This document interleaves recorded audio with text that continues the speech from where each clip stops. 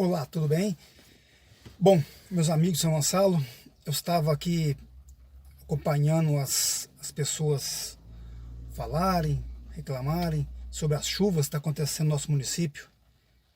Muitas casas sendo alagadas, muitas ruas sendo alagadas e, consequentemente, trazendo tragédias, doenças e assim por diante. Culpados há muitos, inclusive tanto o poder público quanto o cidadão. Todos nós temos uma parcela de culpa nesse momento. Mas o que mais me acho incrível é o seguinte: estava vendo aqui uma reportagem, inclusive vou colocar logo após esse vídeo junto aqui, vou colocar para vocês verem. Há 20 anos atrás, nos anos 2000, aconteceu uma grande tempestade demais aqui na nossa região e ficaram 10 cidades em estado de calamidade pública. Chovia direto, de noite chovendo. Tinha cidade que só entrava de barco, nem remédio tinha condição de receber por estrada, só barco e assim por diante. Então o exército, bombeiros trabalharam muito nessa época aí para poder atender as demandas dessa cidade, ficaram totalmente ilhadas mesmo, sitiadas mesmo ali, sabe? Então o que eu acho mais incrível, que me assusta, é o seguinte: hoje em dia aqui na cidade, meia hora de chuva, gente, meia hora de chuva já é suficiente para alagar tudo. É isso que assusta.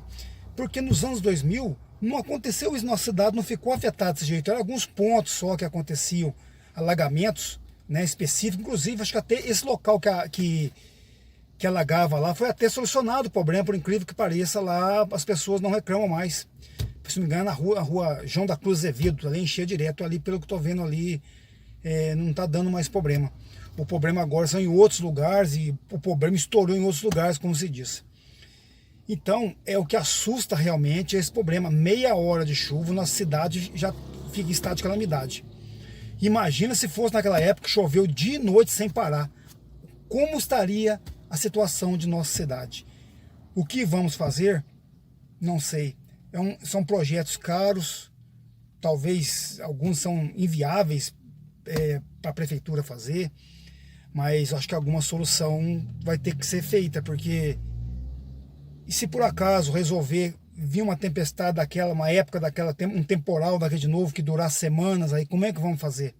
Não é verdade? Então nossa cidade também iria entrar naquele caos que entrou as outras 10 cidades do sul de Minas aí.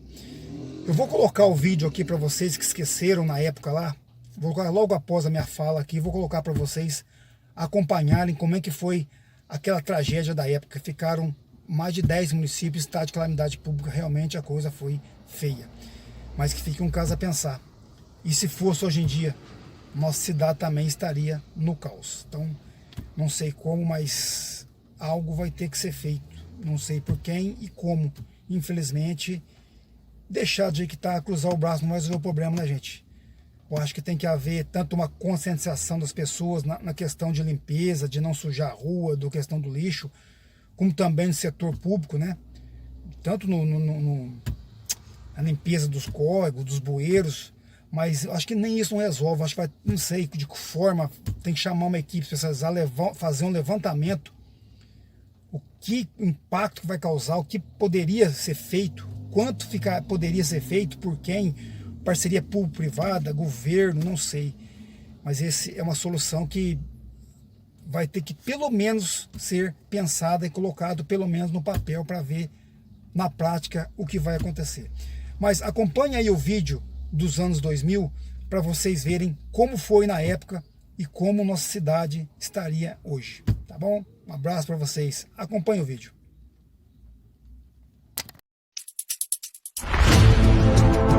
Há exatos 20 anos, Pouso Alegre e região viveram o drama da enchente 2000.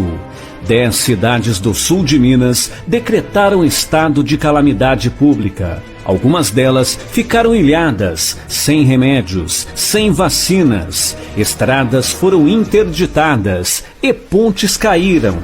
A chuva começou pouco antes da chegada do ano 2000. Ao estouro de champanhes, ninguém imaginava a tragédia que estava por vir. Foram 5 dias ininterruptos de chuva. Em Pouso Alegre, os rios Mandu e Sapucaí ficaram 8,5 metros acima do nível normal. 12 bairros foram atingidos e 12.500 pessoas ficaram desabrigadas. Soldados do exército ajudaram nos resgates. Parecia um cenário de guerra. Uma pessoa morreu. Itajubá, cidade mais atingida pela enchente, ficou 75% debaixo d'água. 25 mil desabrigados e 5 mortos. Santa Rita do Sapucaí teve 70% da cidade inundada. Barcos garantiam transporte de desabrigados e voluntários. Estas são imagens impressionantes de Conceição dos Ouros. A cidade ficou parcialmente inundada. Casas ficaram submersas. Cariaçu também sofreu muito com a enchente 2000. O centro de São Lourenço e seu Parque das Águas ficaram 95% inundados. Foi um grande prejuízo para o comércio e para a rede hoteleira.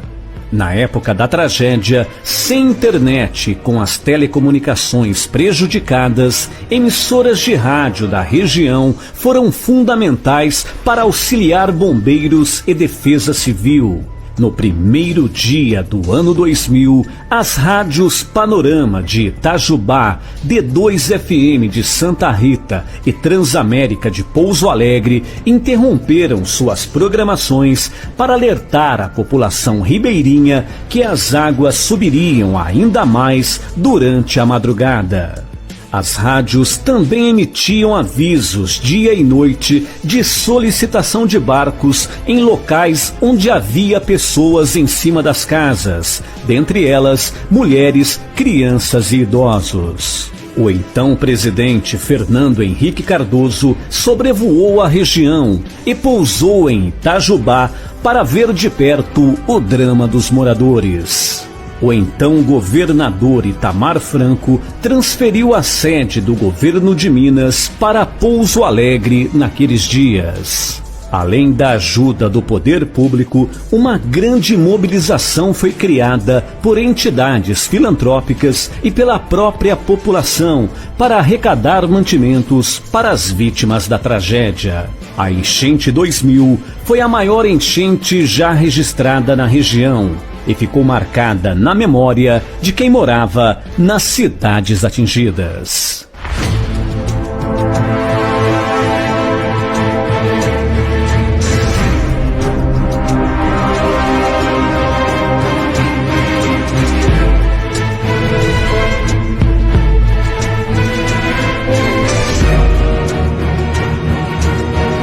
Produção e realização pousoalegre.net